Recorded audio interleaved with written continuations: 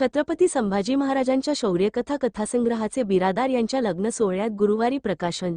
उदगीर वैचारिक वारसा लाभलेले शिवश्री भाऊसाहेब बिरादार यांनी लग्न पद्धतीतील सर्व गोष्टीला फाटा देऊन आपला मुलगा चिरंजीव पवनकुमार आणि चिरंजीव सौका सई यांच्या लग्नामध्ये डॉक्टर नरसिंग कदम लिखित छत्रपती संभाजी महाराजांच्या शौर्यकथा या पुस्तकाचा प्रकाशन सोहळा लातूर जिल्हा परिषदेच्या अध्यक्षा शिवमती उषाताई संभाजीराव पाटील तळेगावकर व इतर मान्यवरांच्या हस्ते गुरुवार दि.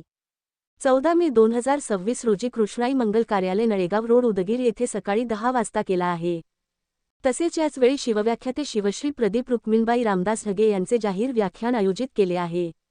लग्नामध्ये आहेर, शाल फेटे, भेटवस्तू देण्याची परंपरा मोडीत काढून बिरादार परिवाराने 1000 ग्रंथ भेट देण्याचा मानस केला। परिवर्तनवादी विचारांचे कार्य हे समाज, संस्था किंवा व्यक्तीच्या जीवनात सकारात्मक आणि नाविन्यपूर्ण बदल घडवून आणण्यासाठी अत्यंत महत्त्वाचे असते। कारण विचारांनी समाज घडतो, ज्ञानाने भविष्य उजळते। वाचन, चिंतन आणि कृती यातून प्रगती साधते। याच विचारांचा वारसा बिरादार परिवाराने चालवला। यापुढे लग्नप्रसंगी प्रत्येकाने अशाच पद्धतीने बौद्धिक, परिवर्तनवादी, वैचारिक उपक्रम राबवण्याची गरज आहे। भाऊसाहेब बिरादार आणि त्यांच्या पत्नी सौ. कौशल्या बिरादार यांच्या बौद्धिक, परिवर्तनवादी विचाराच्या उपक्रमाचे सर्व स्तरातून स्वागत होत आहे। या कार्यक्रम व लग्न सोहळ्यास अभ्यासक, विचारवंत, साहित्यिक, समाजसेवक, पत्रकार, मित्र, नातलग यांनी मोठ्या संख्येने उपस्थित राहावे असे आवाहन agro packaging and printing cluster उदगीरचे चेअरमन बिरादार भाऊसाहेब व त्यांच्या परिवाराने केले आहे।